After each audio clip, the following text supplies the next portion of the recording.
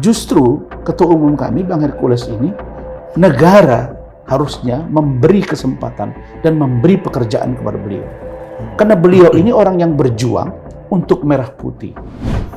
Pak Hercules dengan anggotanya di situ bukan membuat kenyamanan, tapi membuat keresahan. Nah, inilah keresahan yang akhirnya menghasilkan seperti itu. Nah, kalau yang ini kan forum yang berbadan hukum. Tapi karena saya sepaham bahwa Gibran harus dilengsarkan, Grip Jaya berada di garda terdepan untuk mensukseskan, mengawal, membantu pemerintahan Bapak Prabowo Subianto bersama Mas Gibran Rakabuming Raka. Grip ini kami dirikan ketika Bapak Prabowo Subianto dipinang oleh Ibu Megawati, calon Pilpres bergandeng dengan Pak Prabowo sebagai cawapres 2009. Saya berkali-kali menghadapi aparat itu. Aparat pun tidak selamanya bekerja secara benar. Ini aparat yang dimaksud yang mana nih, Pak? Aparat kepolisian. Kalau non-fisik jelas sebagai manusiawi kodratullah. Saya Pak Hercules makin tua itu makin piot. Halo Sobat TN, ketemu lagi kita di Bang X Napi Diskursus Net. Hari ini kita akan bersiniar dengan topik yang sedang hot-hotnya. Apa itu? Premanisme dan ormas. Jelas-jelas pemberitaan di pekan-pekan terakhir memberitakan itu. Ketika negara tampaknya sudah begitu kesal dengan katakanlah tindak-tindak atau aksi-aksi premanisme yang pada potret besarnya merugikan ekonomi nasional.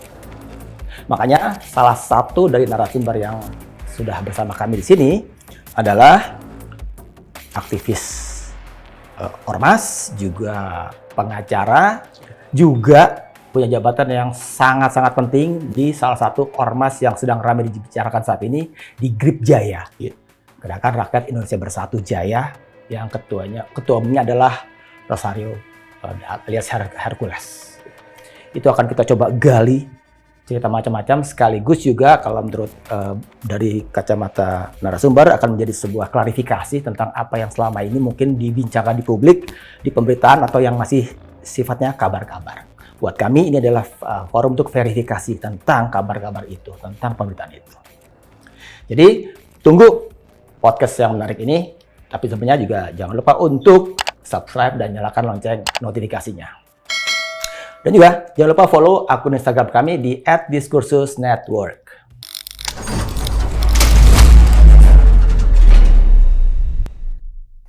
Sebenarnya saatnya saya perkenalkan narasumber yang sudah membersamai saya di sini. Di sebelah kanan saya, Sobat Yan pasti kenal karena sudah terlalu sering warawiri di media, di media mainstream, di televisi, di podcast gitu kan. Beliau adalah katakanlah lawyer juga, penggerak ormas juga, dan sekarang posisinya penting banget di organisasi masyarakat Grip Jaya yang ketua umumnya Hercules itu. Bang Rasman Arif Nasution. Iya. Selamat datang Bang ya. Selamat datang. Assalamualaikum warahmatullahi wabarakatuh. Waalaikumsalam Selamat sore. warahmatullahi wabarakatuh. Semoga Bang Rasman mau cerita apa yang selama ini publik belum dengar supaya klarifikasi. Yes. Kita akan bedah habis di sini. Mantap. Di sebelah kiri saya, ini dia nih. Dari seragamnya sudah mewakili. Iya. Beliau adalah Kolonel Purnawirawan Sugeng Waras, Ketua Umum Forum Purnawirawan Pejuang Indonesia. Jadi Pak Sugeng ini masih mencermati isu-isu yang berkaitan dengan keamanan, Kamtipmas gitu Pak ya? Iya. Itu Forum Purnawirawan Pejuang itu bagian dari apa? PPAD atau apa? PABRI atau apa? Begini, di Indonesia itu kan ada TNI ya.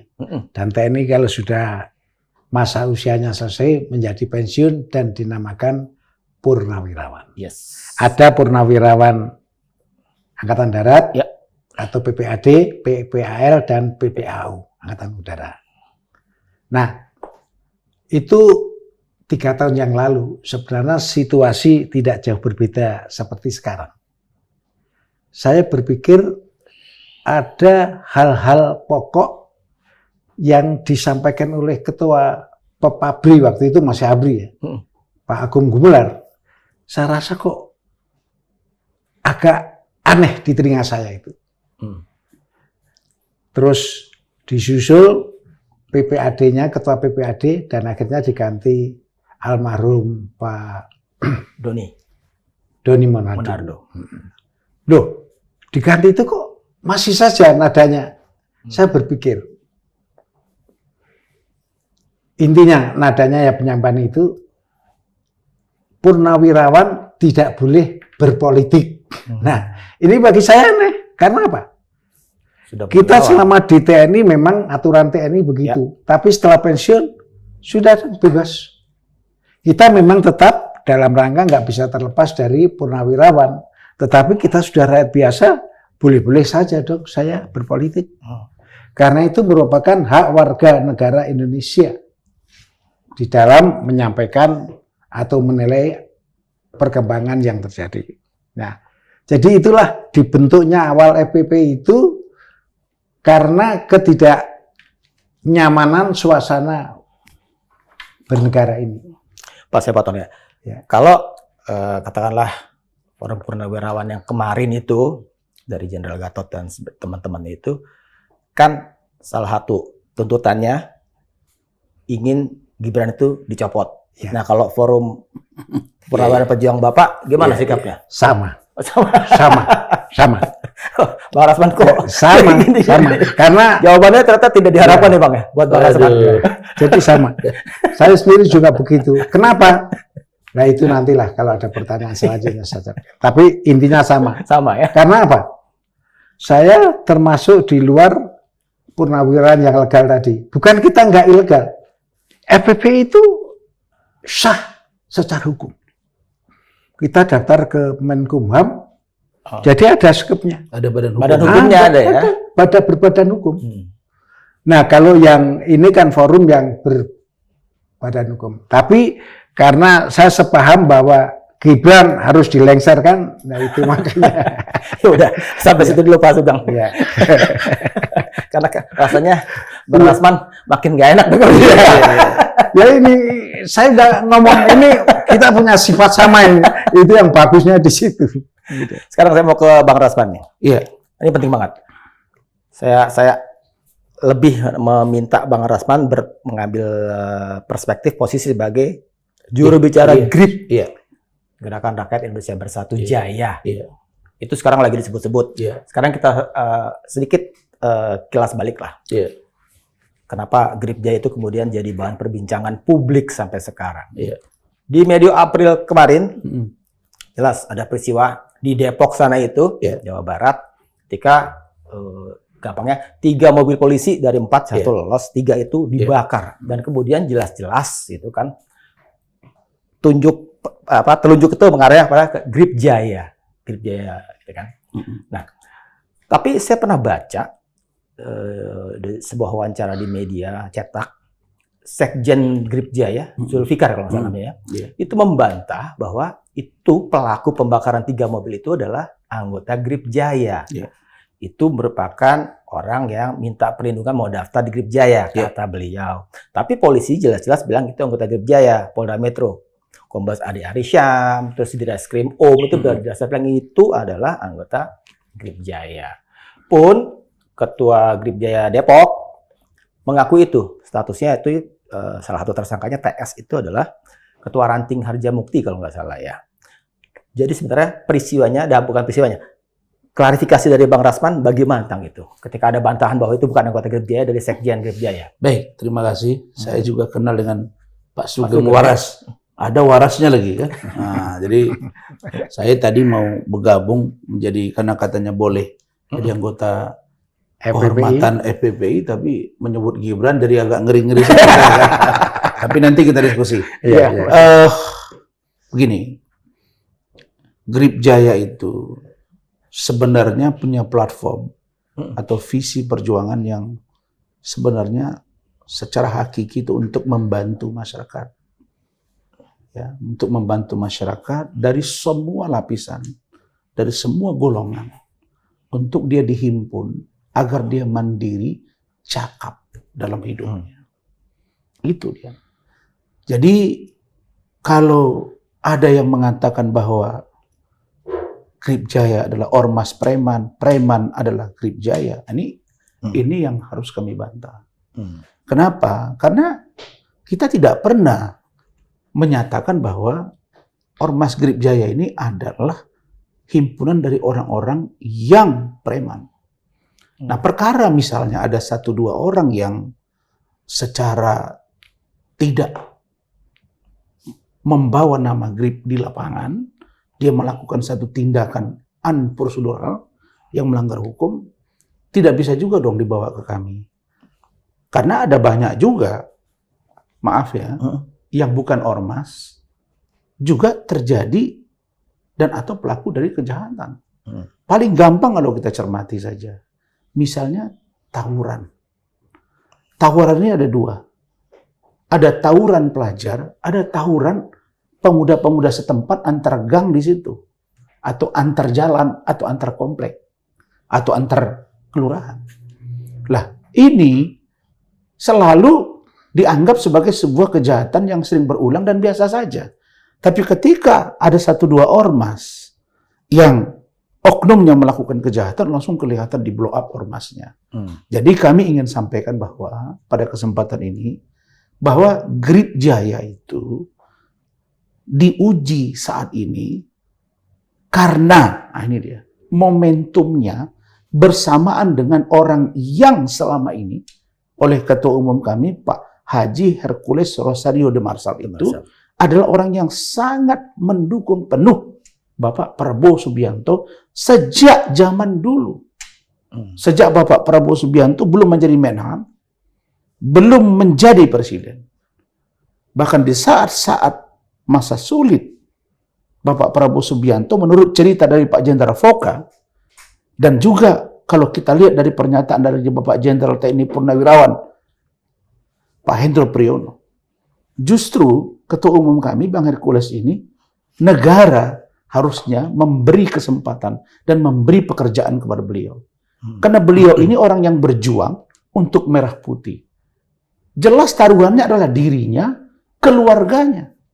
Nah, tetapi saat ini, ketika Pak Hercules itu misalnya memilih integrasi ke Indonesia, dan dia mendirikan satu ormas, lalu kemudian muncul saat ini sosok penting negara ini, Presiden RI Pak Prabowo, nah orang kaitkan seolah-olah Grip Jaya ini di backup oleh penguasa. Padahal itu tidak sama sekali. Nah, itu poin penting pesan yang saya sampaikan. Jadi Grip Jaya mandiri, profesional. Perkara Bapak Prabowo punya hubungan emosional dengan Pak Hercules, punya hubungan baik dengan Pak Hercules, punya hubungan baik dengan para tim mawar, misalnya Pak Foka, itu hal yang berbeda.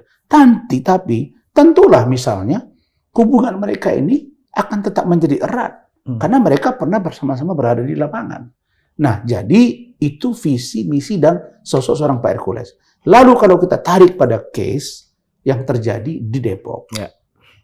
Pembakaran 3 mobil polisi. Saya nyatakan kembali bahwa itu tidak benar bahwa Tony Simanjuntak itu adalah kader Grip. Dia sudah melakukan satu tindakan kriminal, barulah dia mengajukan diri sebagai anggota Grip. Bahkan ingin menjadi salah satu pimpinan di tingkat kecamatan atau desa. Tetapi kami sudah verifikasi,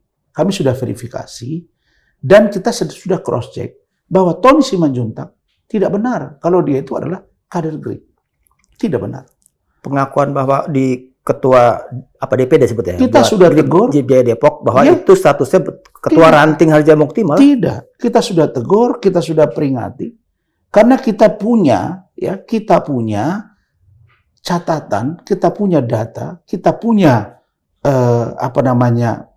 bank data, atau big data untuk melihat kebenaran seseorang menjadi anggota atau tidak.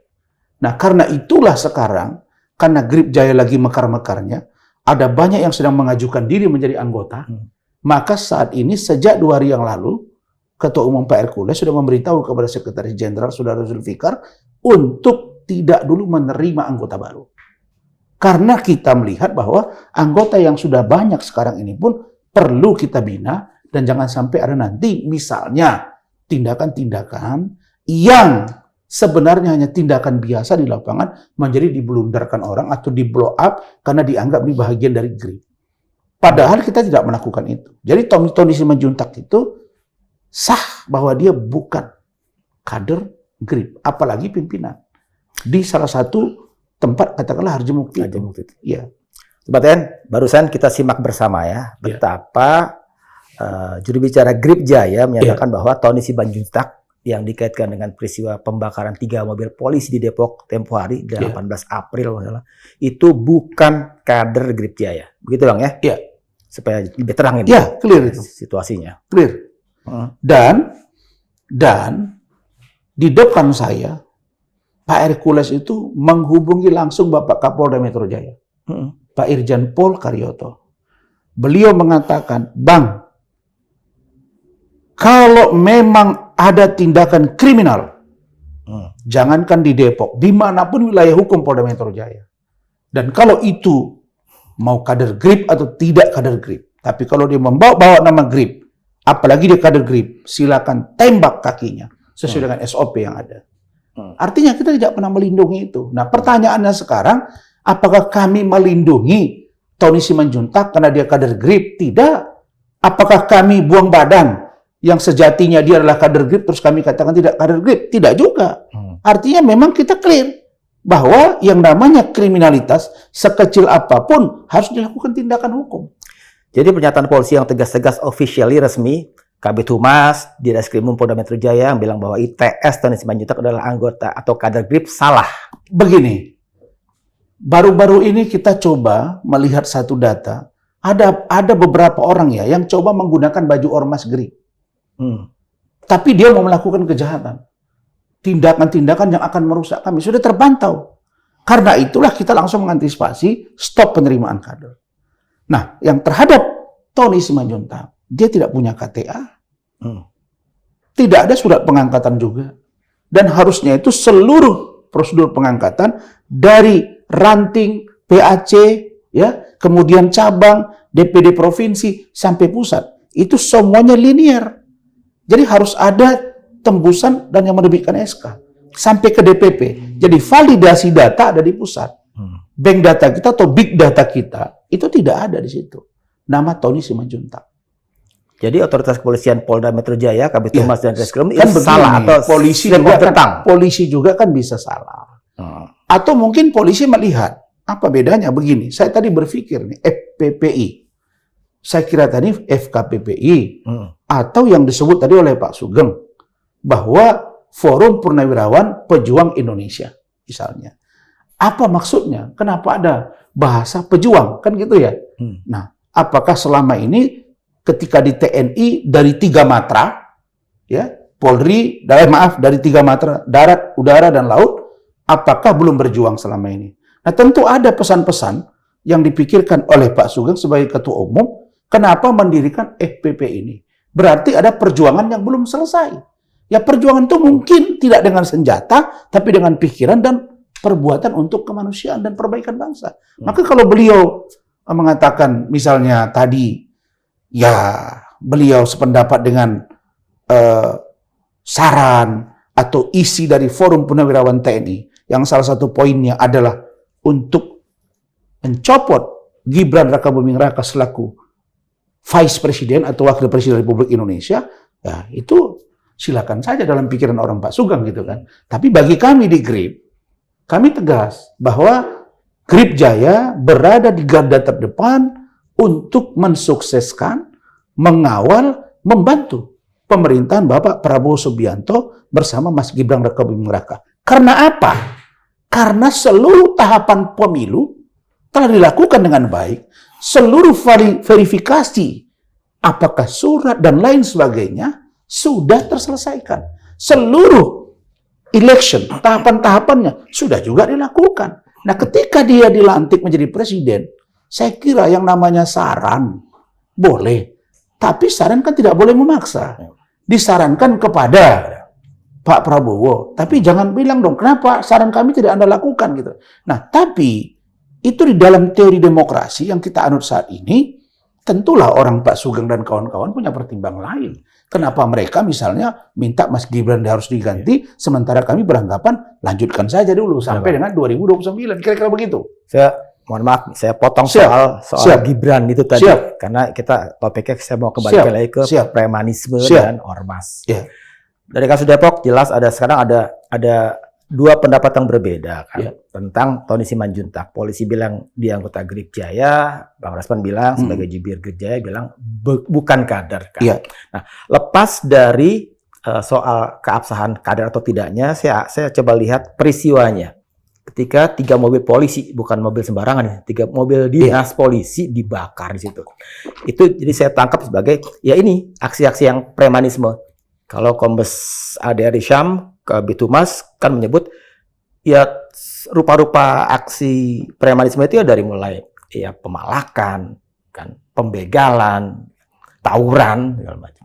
Ya segala macam kejahatan jalanan itu masuk situ. Tapi kalau kita refer ke pernyataan Menko Polkam Budi Gunawan, itu lebih tarik ke atas yang tindakan-tindakan yang katakanlah merugikan pertumbuhan ekonomi nasional, memalak investor misalnya. Nah, sekarang dengan katakanlah konsep premanisme yang tadi itu dari kejahatan jalan sampai yang tingkatnya lebih tinggi di ekonomi nasional kita, gimana Pak Sugeng melihat kasus 3 mobil polisi itu dibakar sebagai ya tadi itu masuk di konsepsi tentang premanisme tadi? Terima kasih. Saya punya pendapat. Siap. Tentunya bisa berbeda, orang lain berpendapat berbeda. Boleh. Saya mencoba melihat sesuatu itu dimulai dari awalnya, dasarnya dulu. Grip itu salah satu ormas. Ya. Keberadaan ormas sendiri itu sah secara hukum. Ada undang-undang Bahkan ormas ya. lahir berdasarkan konstitusi atau hukum tertinggi kita, Undang-Undang Dasar 1945. Pasal 28 dalam undang-undang disebutkan jadi kemerdekaan kebebasan berserikat. Terus dijabarkan lagi di Undang-Undang Nomor 9 juga berkaitan berserikat berkumpul. Dilanjutkan lagi Undang-Undang Nomor berapa itu?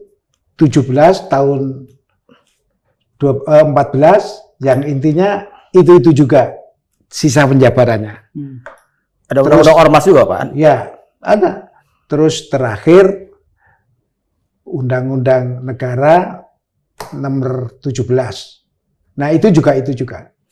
Intinya kalau kita tarik dari atas ke bawah, jadi negara memberi kesempatan perorangan, individu atau kelompok untuk membentuk suatu organisasi. Jadi ormas sendiri sebenarnya pengertiannya kan organisasi massa atau organisasi masyarakat.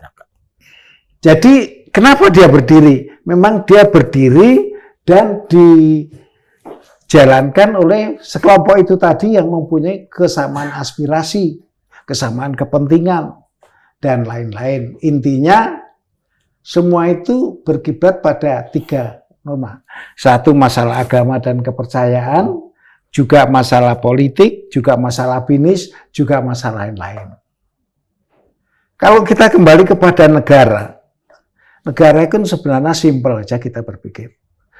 Secara unsur negara itu ada pemerintah, ada rakyat, ada wilayah, ada pengakuan dari negara lain. Kalau secara aspek jelas menyangkut ideologi politik, ekonomi, sosial, budaya, dan hankam. Nah, berangkat dari aspek dan unsur inilah kita berkiprah, kita mendirikan, kita berniat di lingkup ini tadi. Saya ambilkan contoh. Dari Grip itu juga ormas. Karena punya aspirasi yang sama. Ujung-ujungnya mesti dia ingin menegakkan nilai-nilai keagamaan, kepercayaan, norma, termasuk asusila atau norma susila dan lain-lain. Nah, kalau saya cerita diri saya juga FFB itu juga termasuk salah satu ormas, Pak Anu. Jadi kalau FPPI itu cikal bakalnya dari purnawirawan yang sepaham dengan kita, karena tidak semua purnawirawan itu sepaham. Yang seperti tadi saya ceritakan, purnawirawan yang legal dimulai dari dulu purnawirawan ABRI, kemudian sekarang ada TNI, ada Polri. Nah, karena ada anjuran untuk purnawirawan tidak boleh berpolitik, ini yang membedakan. Makanya saya bersama teman-teman yang sepaham, loh, nggak bisa. Kita sebagai warga negara, selama nyawa masih di kandung badan, tidak boleh berhenti. Jadi menyinggung dari Pak Rahman tadi, apakah dulu waktu aktif tidak berjuang? Ya berjuang. Nah, sekarang sudah purnawirawan, logikanya itu kita ngomong anak cucu lah gampangannya ya. Nah ini tidak, itu tetapi sambil tetap berpikir tentang kenegaraan ini sesuai profesinya, sesuai kodratnya.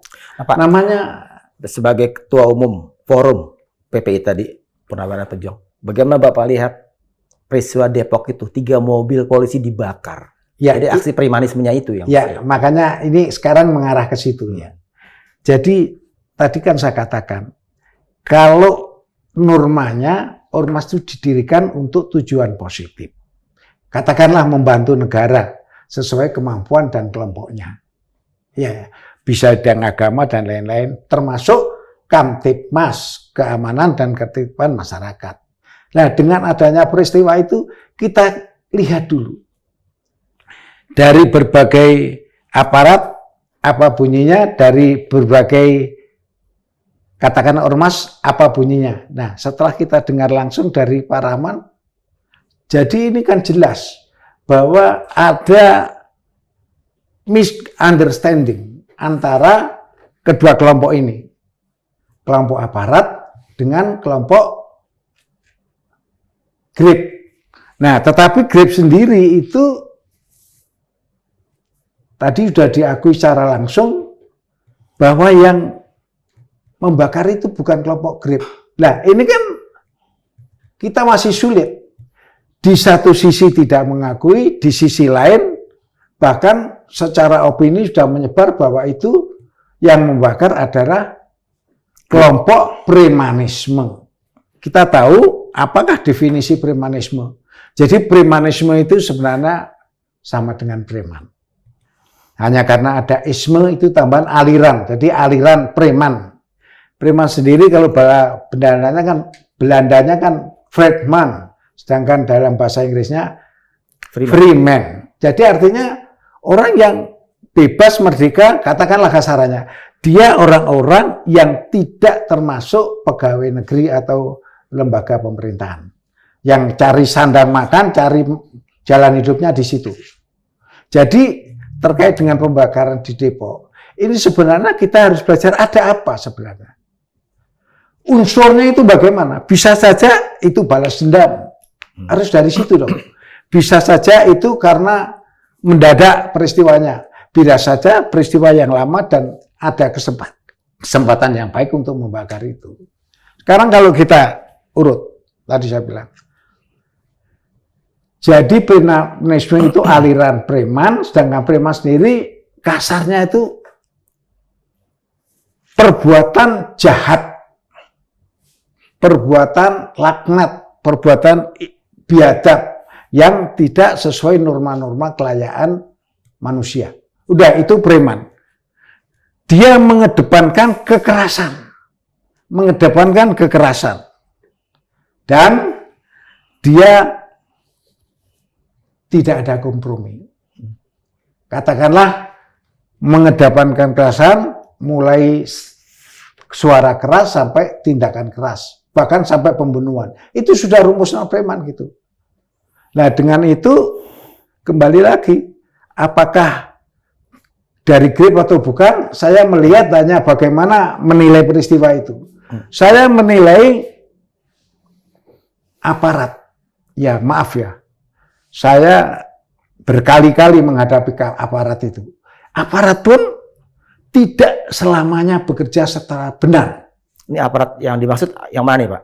Aparat kepolisian.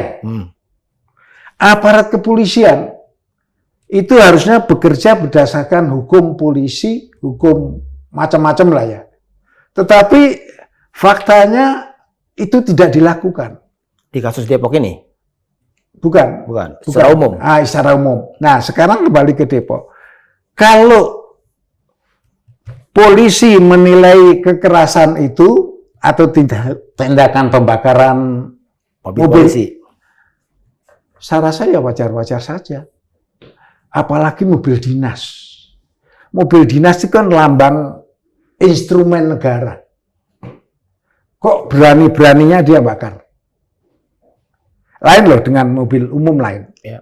Jadi nilai dari sini, nilai minusnya si pembakar itu. Tahu mobil dinas kok dibakar. Jadi ini premanisme yang udah kelewatan, Iya, Pak ya? ini sudah premanisme. Nah, sekarang kalau saya nilai secara umum ya itu saja bahwa bagaimanapun ini kesalahan pada yang membakar. Karena tertera mobil dinas. Soal itu orang dari mana saya belum bisa komentar. Saya mau kembali ke Bang Rasman. Iya. Tentang, tentu saja kita harus membicarakan tentang seorang sosok Rosario de Marsal, Iya. alias Hercules kan. Iya. Ketika dari pihak GRIP bilang bahwa mereka punya hubungan emosional dan historis dengan Prabowo Subianto, yang sekarang Presiden RI. Ya, gitu kan. Boleh dielaborate emosionalnya bagaimana, historisnya bagaimana, supaya lebih terang nih hubungannya dengan seorang Rosario de Marsal alias Hercules itu. Iya, saya kira ada hikmah ya di balik perbincangan yang hangat menjadi trending topik tentang sosok seorang Pak Hercules dengan gripnya ini. Ya.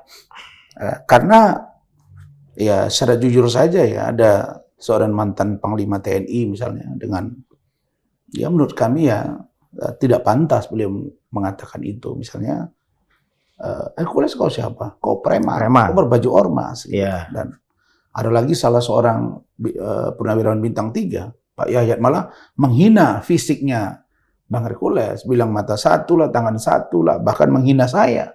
Saya dibilang botak, gendut, dan lain sebagainya. Ini kan tidak mencerminkan seorang purnawirawan dengan predikat jenderal bintang 4 dan bintang 3. Pak Sugeng misalnya, dengan bahasa beliau ini saya kira sudah sangat mencerminkan bagi seorang pejuang atau prajurit negara yang memahami betul sabta marga prajurit TNI. Tapi kembali ke Pak Hercules. Dengan ini muncul hikmah tadi. Apa hikmahnya? Banyak tokoh-tokoh militer yang justru bersuara. Misalnya Pak Hendro Priyono. Siapa sih yang meragukan beliau? Punya kapasitas, punya kapabilitas, dan pernah menjabat di berbagai posisi. Beliau mengatakan bahwa Hercules adalah korban konspirasi internasional. Itu loh bahasa beliau. Apa penjelasannya? Konspirasi internasional itu setelah saya teliti dan dalami, maksudnya beliau ini sebenarnya korban dari dulu. Kenapa Timur itu mau kita ambil? Atas perintah Presiden Pak Harto kan. Karena ada kepentingan misalnya di situ. Tahun 75 ya? Ada kepentingan Amerika pada waktu itu. Tahun 75 ya? Yes. Dan direkrutlah penduduk setempat yang punya potensi. Yang bagi orang Timur pada saat itu bisa jadi Pak Hercules dan teman-temannya ini dianggap pengkhianat. Karena mereka berhadapan dengan tentara yang di sana disebut dengan Fretilin. Ya. Tapi dia lebih memilih misalnya berjuang bersama tim Mawar. Dan apa yang disampaikan oleh Pak Hendro Priyono ini, maka dengan dia korban di helikopter, kan begitu ya? Ini kan bagian dari sebuah pengorbanan ketika dia berjuang bersama rakyat. Dalam hal ini TNI. Dan Pak Hercules itu orang yang direkrut dan dijadikan TBO. Tentara Bantuan Operasi. Tapi jabatan TBO-nya itu adalah kepala gudang. dia memegang kunci gudang senjata termasuk amunisi. Hmm. Bayangkan kalau dia mengkhianat, tapi itu tidak dia lakukan gitu. Dan bahkan ketika reformasi terjadi di sana kesepakatan untuk memilih pro integrasi atau pro Timur Timur. Dia memilih berintegrasi ke Indonesia. Bahkan istrinya pun berasal dari Indramayu, Jawa Barat. Dan kita bisa lihat sekarang banyak orang-orang Fretilin yang juga direkrut dan kalau saya katakan dihidupi nggak bagus ya. Tapi beliau tetap komitmen, beliau bantu dalam satu kelompok yang baik. Bukan membuat sebuah gangster, bukan. Tapi beliau memang sebagai seorang orang lapangan, ya dia sudah punya jiwa. Tentu, kenapa katakanlah orang Timur-Timur, kemudian berani bergabung dengan TNI, yang perjuangannya itu adalah nyawa, dan dia berani memegang satu kunci gudang, tentu mentalnya berbeda dengan mental yang lain. Kan mungkin orang punya mental yang berbeda-beda, seperti Pak Sugeng ini. Pak Asman, sampai di sebentar, saya terusin dulu. Ya, boleh. Maksudnya adalah dengan pernyataan dari Pak Hendro ini diperkuat lagi oleh Pak Jenderal Purnawiran Fokker. Beliau mengatakan bahwa saya ikut bersama Hercules di pertempuran di Timur-Timur.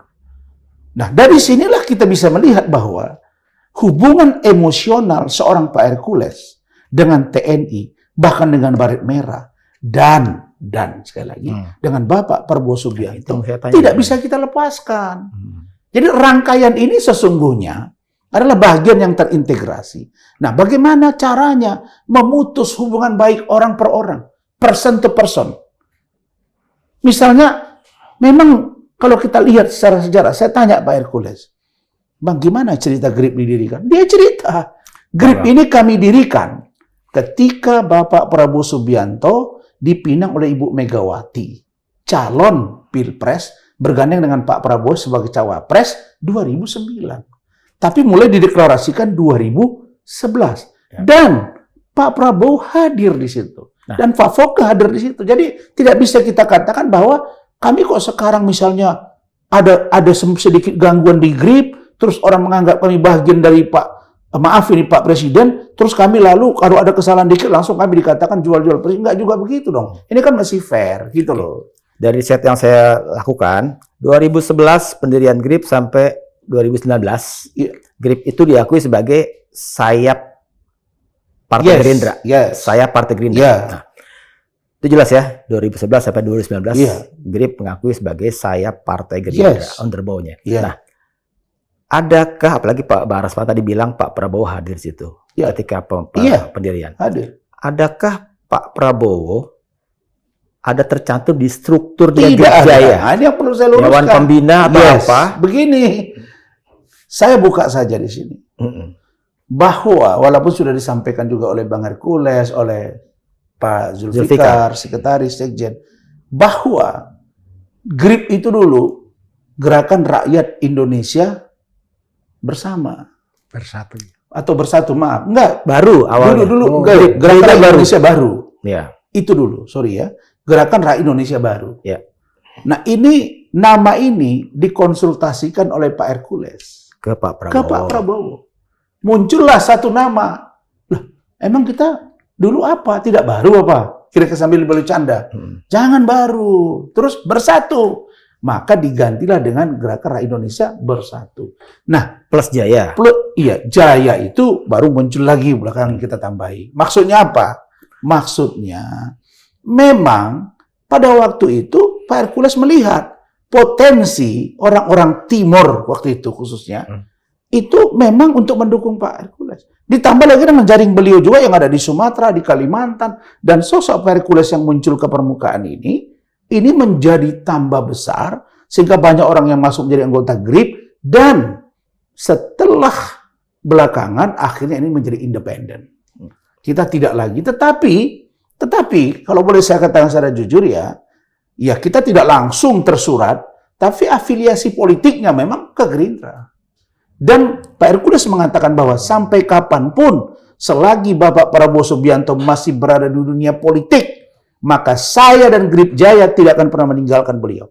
Meskipun banyak orang mungkin yang tidak nyaman dengan sikap saya ini. Itu kata beliau. Klarifikasinya, Pak Prabowo tidak ada di struktur Grip Nah, Jaya. masalah di struktur itu dari awal memang tidak ada tertulis. Itu hanya hubungan emosional saja. Jadi kalau ada surat 2022 Iya. disebut di situ Mengundurkan diri bahwa katanya. mengundurkan diri, sampai hari ini kami tidak mendapat konfirmasi langsung. Apa misalnya konfirmasi langsung dari Sekjen Pak Saiful Muzani, atau misalnya dari Pak Prabowo langsung, atau dari Pak Hashim. Ahmad Muzani. Iya, maaf, Ahmad Muzani, Sekjen. Oke, sekarang Ketua MPR. Ya. Atau dari Pak Hashim.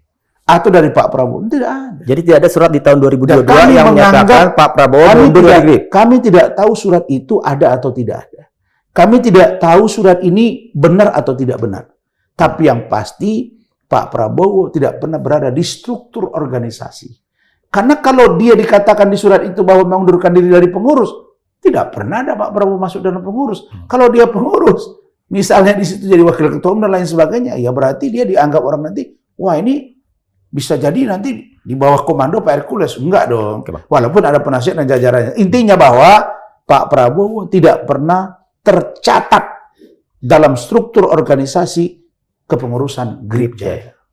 Sekarang saya mau balik lagi. Setelah dari cerita dari Timur itu waktu itu, Yes. dengan segala cerita yang tadi, Ya, sampai kemudian Hercules di Jakarta. ya, Dan kemudian kita tahu di perkembangannya Pak Hercules itu membesarkan jejaring di daerah bongkaran Tanah Abang. ya, Yang kemudian media-media lewat investigasinya ya, ya, menemukan bahwa ya itu adalah ekonomi gelap. ya, Parkir, ya. jasa-jasa perlindungan ke pedagang atau segala macam itu. Nah, itu udah masuk di definisi premanisme kan, seperti nanti kita bahas dari awal. Saya jawab. Ya.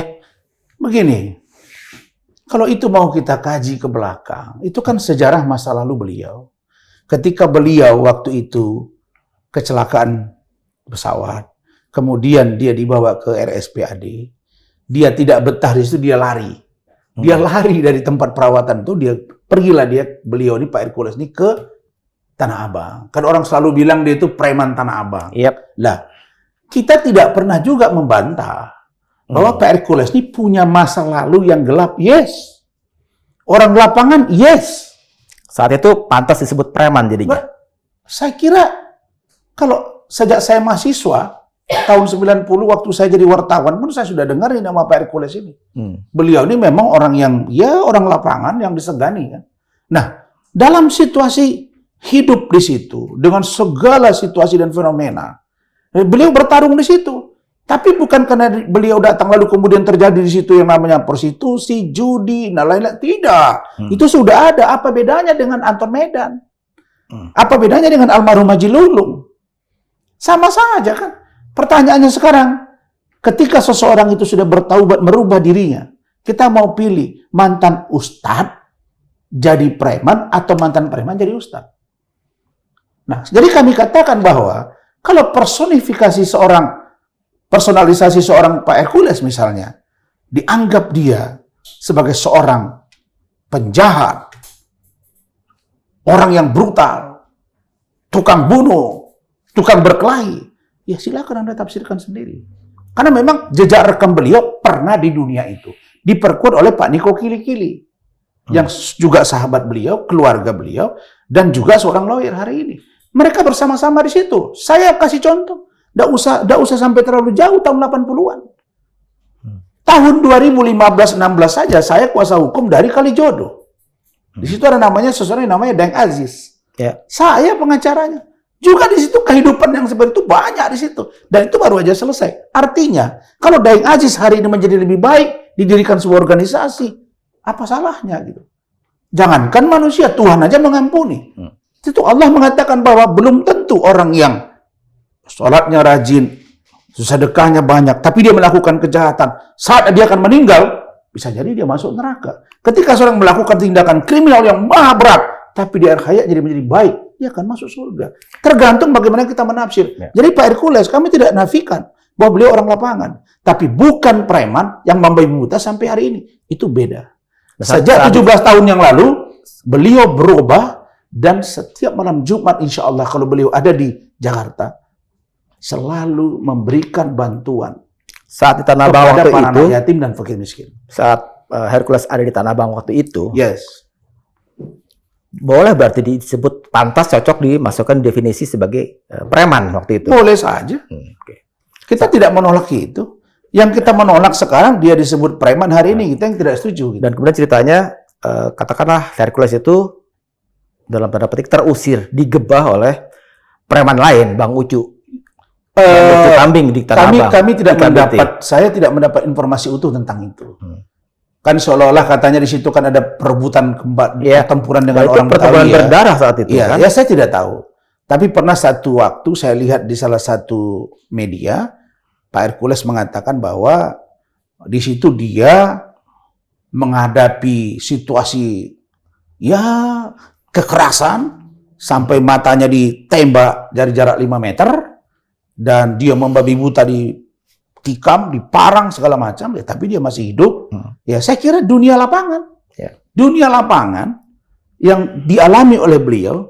Tapi saya katakan sekali lagi, apa salahnya kalau beliau dari dunia lapangan ini menjadi seseorang yang dunianya berubah untuk membantu orang yang Tapi betul ya bahwa terusirnya, katakanlah begitu, Hercules Saya dari tidak Tanah tahu Abang kalau- itu saya dengan tidak pertempuran berdarah. Saya tidak dapat informasi apakah beliau kalah atau beliau menang. Kalau itu saya tidak bisa jawab. Dan Karena saya kemudian- harus konfirmasi lagi.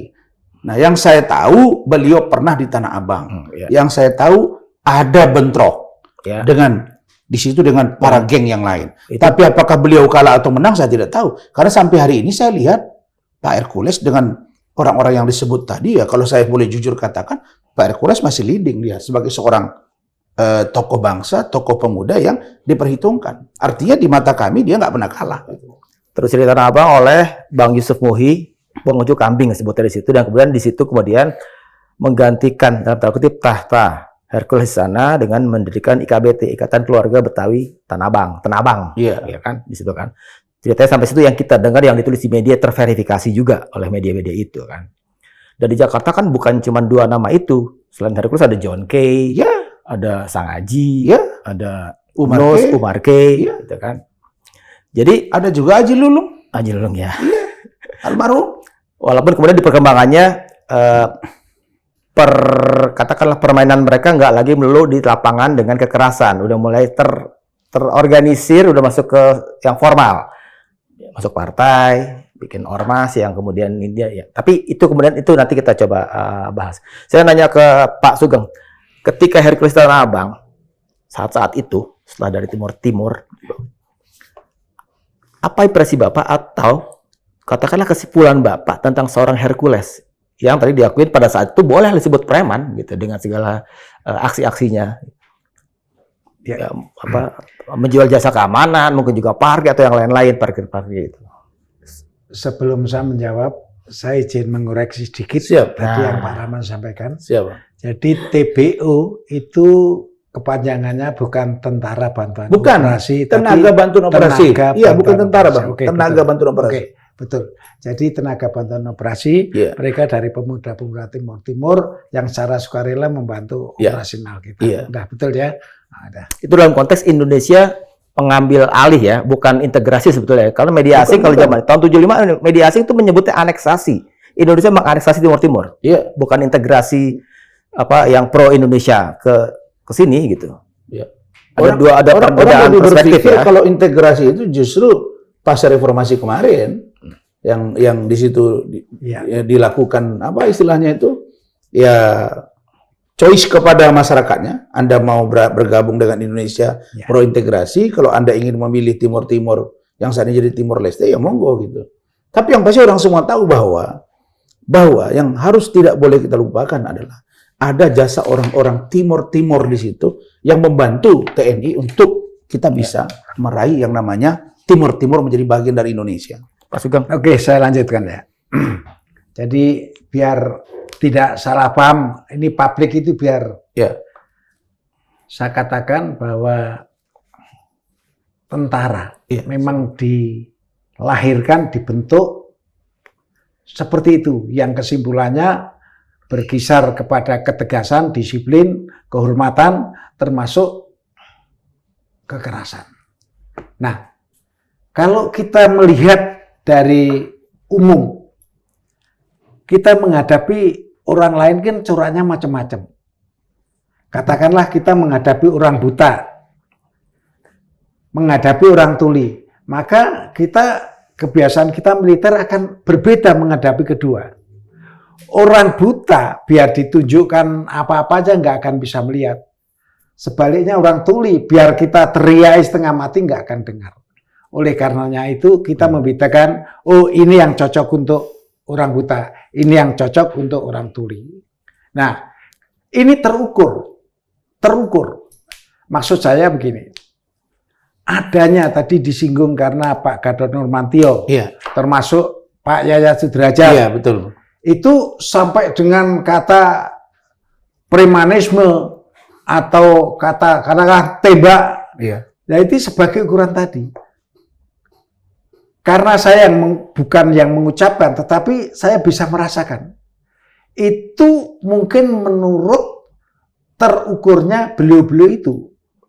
Yang pertama, beliau memang dicetak militer. Yang kedua, akan tahu berbuat apa yang cocok secara efektif, efisien. Karena maaf, kita itu selalu mempunyai etos kerja ya. Yang pertama, berketuhanan. Artinya bahwa kita di dalam berucap, bertindak itu selalu berpedoman kepada kita itu punya Tuhan. Artinya membedakan baik buruk, kemudian akan berakibat neraka, surga, itu kita berpikir gitu. Yang kedua, konstitusional. Artinya dalam mengerjakan segala sesuatu ya kita akan menempuh jalan konstitusional, artinya hukum. Yang ketiga, konsepsional. Artinya bahwa di dalam konsepsi itu adanya persiapan, perencanaan, kemudian pelaksanaan, pengawasan, evaluasi, itu selalu kita pikirkan. Yang selanjutnya efektif, efisien. Nah, ini kita bekerja itu juga secara tepat, tetapi juga hemat. Itu kita. Terus yang lain-lain seperti kita bermartabat, kemudian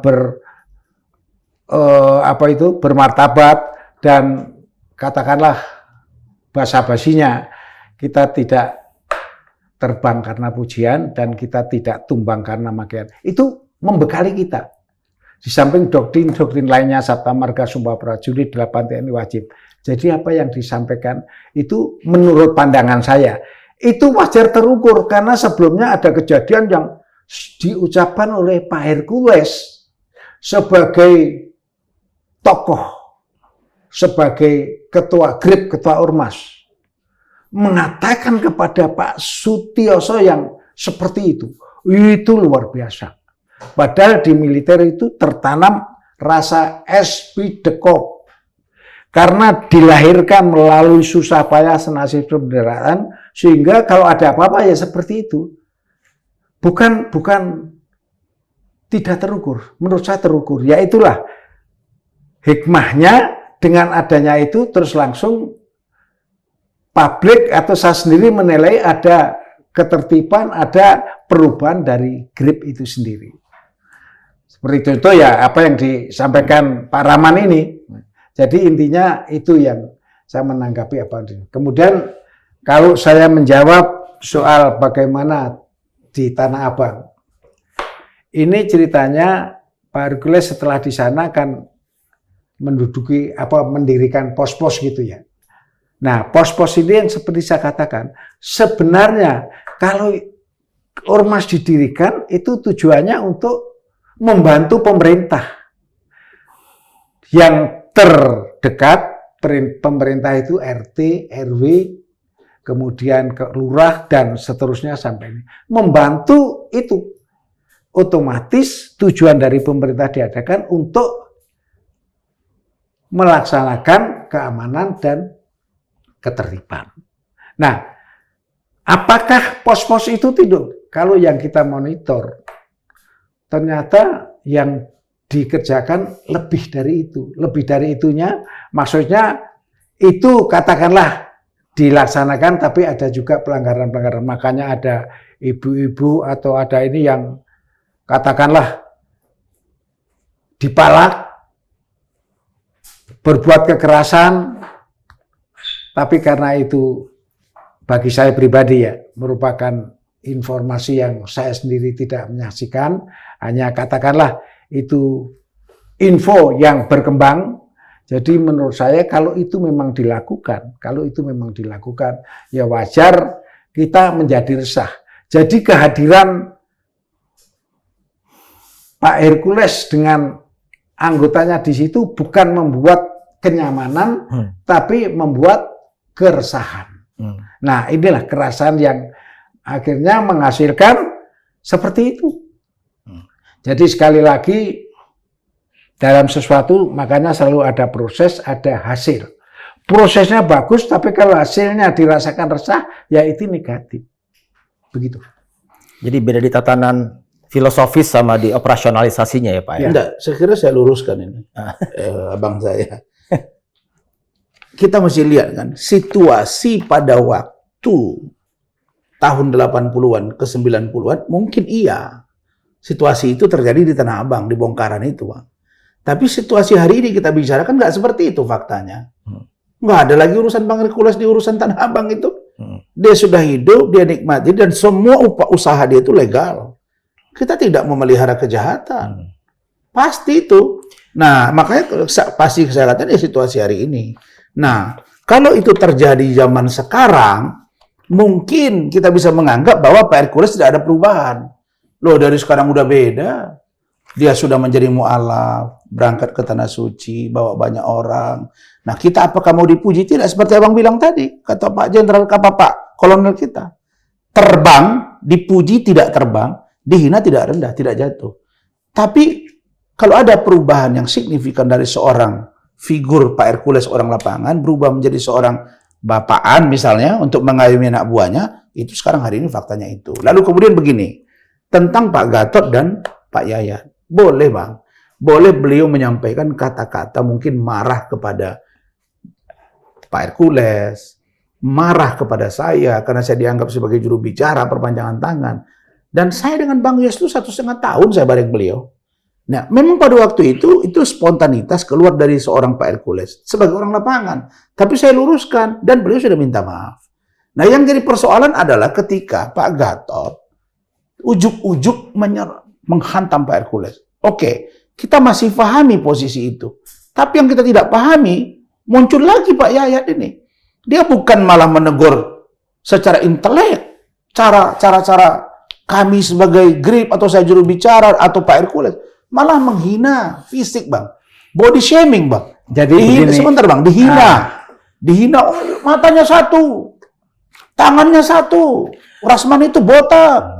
Apa jasa ini? Ini saya kira tidak tepat gitu. Jadi ini saya mau balik tidak tepat seorang, bukan maksud saya, seorang perwira tinggi angkatan punya jabatan loh Bang, mantan Panglima TNI, mantan Kepala BAIS 1. Masa ngomongnya begitu? Itu yang kita kritisi Bang. Jadi makanya begini, tadi sudah saya katakan bahwa kita beda menghadapi orang buta dan orang tuli. Katakanlah itu salah satu strategi ya. Mungkin kalau halus-halus saja kejadiannya belum tentu loh seperti sekarang. Belum tentu. Tapi karena di kop yang langsung begitu, maka penerimaan dari anggotanya Pak Hercules akan berbeda. Coba kalau hanya tegur halus-halus, belum tentu kejadiannya ini. Tapi karena dihantam seperti itu, ingat kan waktu Pak Dudung nurunkan itu juga, jadi istilahnya memang begitu. Itu menurut saya strategi. Nah, nanti tolong, karena kita berorganisasi ya. Dalam berorganisasi, beda sekali watak individu dengan watak seorang pemimpin. Oke Pak, saya coba kembalikan ke topik premanisme hari ini. Baik. Ketika tadi Bang Rasman dengan ya katakanlah panjang lebar bilang bahwa grip itu seperti apa segala filosofi bagaimana. Tapi kalau kita baca berita di hari-hari ini kan,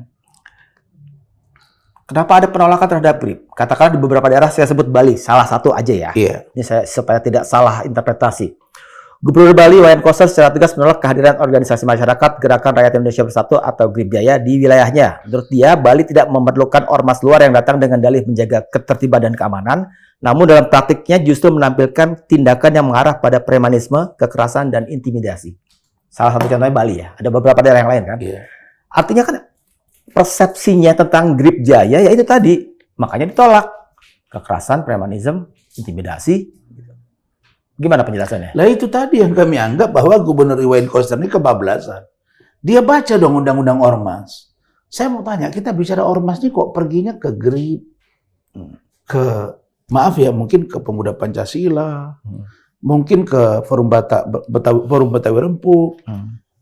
Ormas saya kasih tahu. Ormas, Muhammadiyah ormas kan? Ya, Kan. NU ormas, Muhammadiyah NU kan ormas. ID ormas. Nah, sekarang ada banyak yang juga pengurus ormas. Yang juga ada bermasalah hukum. Banyak. Nah, apakah kesalahan dari oknum-oknum itu ditimpakan kepada pimpinannya? Enggak dong. Nah, jadi bagi kami pernyataan Pak Wayan Koster ini di luar tupoksi dia. Karena GRIP ini berdiri, punya badan hukum dari negara. Kumham, terdaftar juga di Kemendagri. Nah, tidak ada alasan seorang kepala daerah menolak sebuah ormas. Sama dengan EPP ini. Kalau beliau mau mendirikan cabang pengurus wilayah yang di Bali atau di Papua sekalipun tidak ada larangan. Sepanjang ideologinya jelas Pancasila. Dan dia tidak bertentangan sama 45. Nah, kalau langsung digeneralisasi oleh Pak Wayan Koster selaku gubernur, kami menolak. Itu yang kami tanda tanya. Emang kami di Bali GRIP melakukan apa? Apa ada GRIP melakukan kejahatan yang serius? Misalnya menjadi teroris dan lain sebagainya, berbahaya buat negara. Kalau kita mau jujur ya, maaf ini, dikatakan bahwa ini akan mengganggu investasi. Aduh, orang lapangan-lapangan itu, orang preman jalanan itu berapa sih yang dia dapat, Pak Sugeng? Dibanding dengan orang-orang berdasi mengambil triliunan duit. Tapi apakah kejahatan 1 juta perak dengan 1 triliun ini lalu dipersepsikan menjadi bagian dari ormas? Tidak juga. Tapi kami tetap mengatakan bahwa kejahatan tetaplah kejahatan. Sekecil apapun kejahatan itu harus diberantas. Karena kita tidak pernah izinkan dan melanggar hukum. Tetapi yang jadi persoalan adalah tidak ada satu orang pun warga negara yang berhak melarang sebuah ormas yang sah menurut negara untuk dia berkembang di daerah dimaksud. Nah, sekarang ada pecalang-pecalang. Kan itu. Saya sudah lihat tuh mereka bertemu, para pecalang-pecalang itu mengatakan kami tidak butuh. Ya kalau mereka tidak butuh, tidak apa-apa pecalang-pecalang ini. Tapi kalau yang lain butuh, masa dihilangkan posisi kami? Nggak boleh. Negara ini tidak boleh eksklusivisme. Kita harus equal untuk bagaimana kita sama kedudukan di mata hukum dan punya peran yang sama. Karena nenek moyang kita yang mati berdarah bahkan nyawa untuk membangun Indonesia yang merdeka dari penjajahan Belanda. Saya kira itu. Hari ini, katakanlah pekan-pekan ini, polisi sedang getol menggencarkan Operasi Berantas Jaya 2025. Ya. Sudah, kalau berita yang semalam saya baca, 2.400 sekian yang ditangkap. Ya. Dengan 200 sekian yang diproses secara hukum. Ya. Ya kan? Dan itu masih akan berlanjut karena operasinya masih akan berlangsung sampai beberapa hari ke depan ya, sejak kita produksi siniar ini. Terus, tarik lagi lebih ke atas lagi di negara levelnya, dibentuk Satgas Terpadu Operasi Penanganan Premanisme dan Ormas Bermasalah. Bukankah itu bisa dibaca bahwa hari-hari ini sedang terjadi darurat premanisme dan ormas bermasalah? Justru yang saya tangkap lucu. Yang banyak ditangkap Lucunya? tukang parkir. Tukang parkir yang banyak ditangkap. Orang-orang preman jalanan yang ditangkap. Kalau tukang parkir, dia tidak ada berbendera ormas, tidak ada. Tidak ada satu kejahatan. Bahkan kalau kita mau jujur, orang yang menekan untuk mendapatkan 5 triliun di Cilegon. Ya. Itu bagian dari pengurus Kadin ya. Lah itu. Minta 5 triliun. Ya. 5 triliun tanpa tender. Ini orang-orang ini ke 1.200 perak, 300 perak, 5 juta, 10 juta. Gini. Tapi Saya mau perak tanya, itu kan masuk di kategori premanisme juga kan? Yang mana? Yang perak-perak yang Lah iya dong. tukang parkir tapi Iya. tidak nyetor ke... Iya, tapi bukan berbaju Iya. ormas dia kan. Itu kan pribadi. Kalau di Medan ada namanya pemuda setempat, di daerah lain juga ada pemuda setempat. Apakah itu disalahkan juga ke ormas? Hanya saya mau katakan begini. Baca Undang-Undang 45. Negara berkewajiban untuk membutuhi kehidupan warga negaranya. Nah, pertanyaan saya, apakah orang lapangan juru parkir ada yang bertanggung jawab untuk ngurus dia? Tidak. Ketika dia lapar, dia pasti akan berusaha untuk menghidup perutnya. Bisa jadi dia merampok. Yang kedua, orang yang keluar dari penjara, narapidana. Siapa yang menampung mereka? Tidak ada. Ketika orang-orang yang misalnya melakukan tindakan kekerasan, lalu kemudian dia keluar, orang tidak hadir untuk bantu dia dalam arti negara, kemana dia pergi? Dia pergi ke panti asuhan. Tidak ada juga diurus.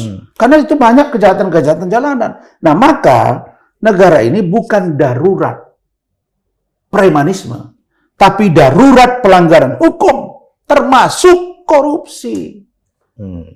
Itu yang harus kita tanggapi. Jadi kalau negara ini mau baik, ayo kita dukung semua yang namanya kriminal. Kriminal fisik, kriminal money laundering, kriminal TPPO, ya, perdagangan orang, TPPU, ya, dengan adanya hakim yang ditangkap. Ini lagi akan ada kasus berikutnya yang besar juga saya dengar, yang akan diungkap oleh kejaksaan dan lain sebagainya. Ini serius loh, ini serius. Maka maksud saya, mari kita berpikir universal dan komprehensif. Jangan parsial, agar kita benar-benar sebagai bangsa bisa maju dan berkembang. Kita dukung Bapak Prabowo Subianto agar beliau bisa menjadikan Indonesia maju dan emas 2045. Itu poin saya. Pak Sugeng, itu tadi hari-hari ini ada Operasi Berantas Jaya, perintah Kapolri kepada Polda dan Polres untuk melakukan itu. Kalau di Polda Metro isinya 600-an polisi, 300-an tentara, 30-an Satpol PP. Jadi udah melibatkan tentara juga nih. Makanya saya bilang, adakah ini bisa dibaca sebagai darurat premanisme dan ormas bermasalah hari ini? Jadi kalau menurut saya sah-sah saja pernyataan itu. Apalagi yang mengatakan seorang pejabat yang punya kepanjangan tangan. Oleh karenanya saya ada saran sedikit ke Pak Rahman, karena beliau sebagai pengurus atau wakil ketua GRIP, juru bicara. Kalau kita sadar dalam kita membentuk organisasi itu, sebenarnya kayak apa organisasi yang paling baik? Ada yang mengatakan vertikal diri kan, horizontal ada macam-macam. Tapi bagi pengertian saya, kita mendirikan organisasi itu yang seperti manusia deh, seperti orang. Jadi bentuk organisasi menurut saya yang paling bagus ya seperti orang itu. Punya kepala, punya badan, punya tangan, punya kaki. Punya mata, punya hidung, punya mulut, punya telinga. Kita bicara kepala, di dalam itu ada otak. Mata bisa melihat. Jadi terbagi habis. Untuk berjalan tegak, kaki. Untuk membuat perlakuan ini, tangan. Jadi sudah jelas. Nah, ini menurut saya kekurangan yang mendasar bagi GRIP ini adalah tidak memperhatikan itu. Coba kalau kita lihat pada waktu di Jawa Barat peristiwa penggerudukan terhadap gedung sate kantor gubernur, itu awalnya kalau publik menangkap dari kepala, artinya dari Pak Hercules. Nah, sehingga dari itu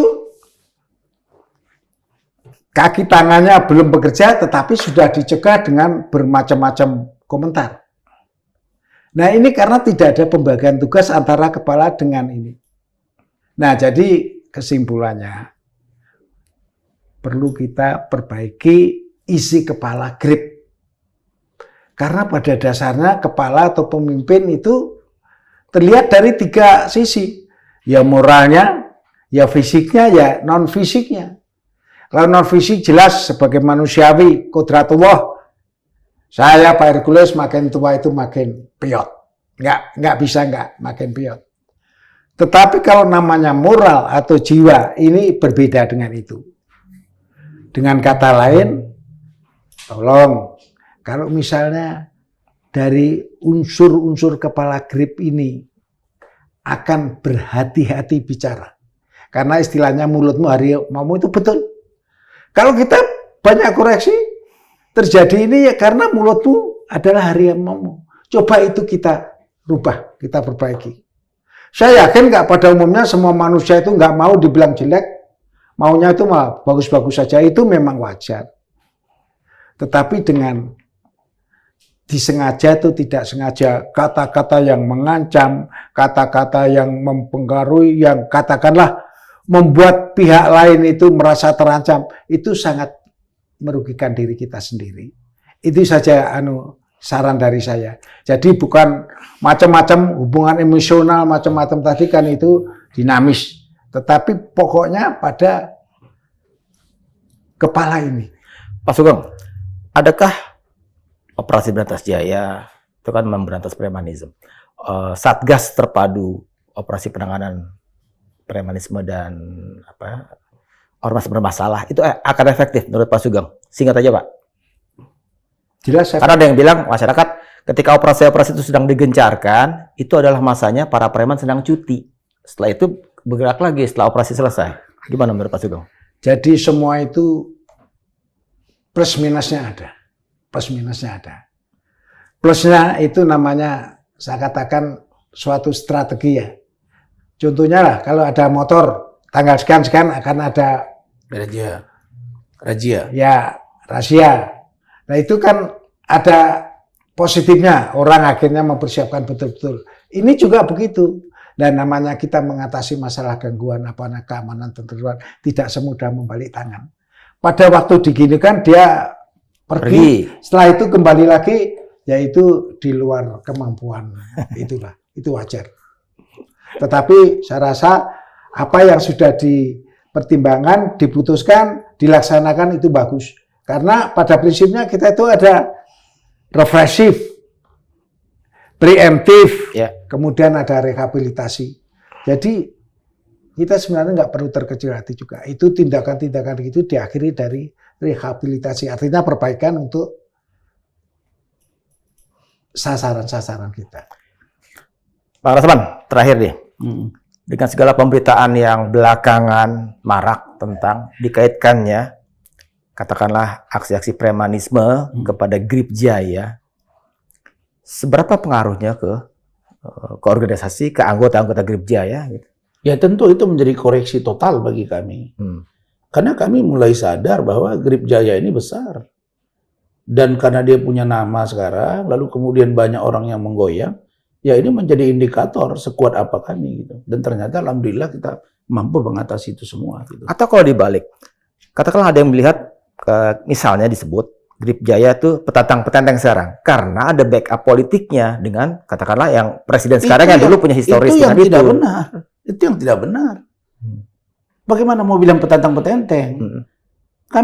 Kami tidak pernah ada meminta sesuatu kepada Bapak Presiden. Dan kita juga tidak pernah meminta perlindungan hukum kepada Bapak Presiden. Kita malah mempersilahkan kalau ada kejahatan proses saja. Gitu. Kita mendukung asta cita dan lain-lain. Nah justru saya ini tadi yang agak kurang sependapat dengan abang saya, Pak Kolonel Sugeng, bahwa adapun tindakan kader GRIP di Jawa Barat, misalnya di Gedung Sate, kalaupun itu benar terjadi, itu pasti dan saya yakinkan, saya sampaikan ini bahwa itu bukan perintah ketua umum. Kita kan berjenjang, ada hierarki. Ya kalau misalnya Pak Sugeng punya anak buah melakukan kejahatan, maka saya sebagai komandan saya bertanggung jawab kan mungkin, kan ini satu komando. Meskipun kami menganut azas satu komando, tetapi tindakan perbuatan pribadi orang per orang, ya tanggung jawab dia. Apalagi yang bersangkutan tidak membawa nama organisasi. Jadi kalau ada kesalahan di situ ya udah. Nah pertanyaan berikutnya, apakah kami mau menerima kritik seperti yang saya Sugeng? Sangat mau bang, kita sangat mau. Pikiran-pikiran abang tadi akan kita kolaborasikan dengan visi, misi, dan ADART dari organisasi. Seperti apa nanti ke depan ya. Kita yang pasti ingin lebih baik, dan lebih baik. Kita ingin berbuat untuk bangsa. Kita ingin berperan untuk bangsa. Kita ingin Indonesia lebih baik. Itu saja. Bang, kenapa tidak seorang ketua umum, Rosario de Marsal alias Hercules itu yang langsung mengklarifikasi ke publik kan kesannya ketika muncul ya itu tadi yang terjadi pertempuran secara virtual dengan Pak Sutioso, dengan Pak Gatot, teman-teman. Tapi kenapa isu-isu yang kemudian katakanlah efeknya miring terhadap organisasi GRIP tidak diklarifikasi langsung oleh Hercules supaya tuntas gitu ke publik? Begini, justru beliau itu cerdas. Cerdas dalam pengertian begini, beliau kan orang lapangan. Cara bicaranya apa adanya, bukan ada apanya. Ya, paham gitu itu. Dia apa adanya bicara. Ada apanya beda berarti ada sayapnya gitu. Kan dia orang lapangan, dia merasa pada waktu itu kok Bang Yos bicara misalnya keberatan dengan baret merah, dengan baju-baju yang ala-ala TNI. Nah, ini saja. Cuma barangkali beliau menyampaikan ya kurang tepat bahasanya. Nah, karena itu kecerdasan beliau itu dengan membentengi beliau dalam pengertian, beliau minta, oke, pikiran saya begini, tapi tolong sampaikanlah. Itulah ditunjuk saya sebagai juru bicara. Itulah gunanya saya menyampaikan sikap, tindakan pribadi dan ya sikap retorik juga dari organisasi kami yang saya sampaikan. Saya kira itu. Kalau beliau nyampaikan, sedangkan dia ngomong 1, 2, 3, 4 kata saja misalnya, sudah dianggap mungkin agak berbeda di lapangan dengan situasi sehingga menjadi bumerang, lah maka dia menggunakan kita. Maka sayalah yang melakukan tabayun, koordinasi, komunikasi, agar semuanya adem ayem. Tapi yang perlu kita ingat, saya nggak mungkin juga mau bergabung dengan beliau. Kalau saya tahu beliau bukan orang baik. Saya tahu beliau orang baik, saya 7 tahun berteman dengan beliau. Saya baru aja bergabung dengan GRIP baru 3-4 bulan ini. Judgment subjektif ini ya berarti? Penilaian saya begitu, kan kita begitu juga. Saya mau bergabung dengan Pak Sugeng. Saya nggak murni lihat organisasinya doang dong. Saya lihat juga figur ketuanya seperti apa. Kan begitu. Ada di situ yang menurut saya yang tidak bisa terlihat secara kasat mata tapi tidak oleh batin. Maka saya melihat sosok seorang Pak Hercules, dia untuk membangun satu organisasi, dia punya kemauan, punya kemampuan, punya leader, punya keberanian. Karena itu kita yang orang-orang intelek ini bantu beliau. Bagaimana GRIP ini dan beliau bisa membantu Indonesia lebih baik. Saya kira itu closing statement saya. Baiklah, udah cukup banyak yang kita coba bincangkan di sini hari ini. Iya. Saya bisa memberikan statement? Asal jangan panjang-panjang, Pak. Ya. Boleh. Jadi bagi saya bahwa ormas itu memang berdasar hukum. Mulai dari Undang-Undang Dasar sampai Perpu sampai turunannya. Jadi kalau toh ada yang berkomentar membubarkan dan sebagainya, bisa katakan emosional bisa, karena dia melihat fakta di lapangan. Tapi menurut saya, kita sebagai orang tua misalnya, itu punya anak ada yang nakal, ada tidak. Jadi tanggung jawab kita membina. Jadi orang kayak apa tetap pembinaan. Oleh karenanya saya menyarankan, ya oke lah, sudah tadi katakan koreksi total, kemudian ke depan akan lebih baik. Udah bagus. Terima kasih. Damai jadinya. Terima kasih. Apa Bu? Sobat TN, ini salamannya punya arti banyak. Oh iya dong. Jadi saya harus bilang terima kasih Pak Lasman. Baik, sama-sama. Terima kasih Pak Kolonel Perawan Sugeng sudah membagi perspektif. Buat TN, buat Sobat TN pasti ditunggu-tunggu karena hari-hari ini kan Ormas GRIP Jaya jadi bahan berita yang sangat intens, seksi banget gitu kan. Jadi kita hadirkan katakanlah klarifikasi tentang berbagai peristiwa yang diasosiasikan kepada Ormas GRIP Jaya. Ditambah tadi Pak Sugeng juga memberikan perspektifnya dari orang yang selama masih ada hayat tetap merah putih nggak bakal luntur sama sekali. Jadi ada juga tadi masukan dari Pak Sugeng kepada organisasi GRIP Jaya. Gitu kan. Kita tampung. Jadi silakan saja Sobat TN untuk tonton ini, cermati lagi, dipahami betul, gitu kan? Karena memang ini sebenarnya yang kami hadirkan untuk Anda yang menunggu-nunggu tentang soal GRIP Jaya yang rame-rame itu. Jadi tetap pantang di channel ini, Diskursusnet, karena ini adalah media terverifikasi Dewan Pers. Saya undur diri, tabik.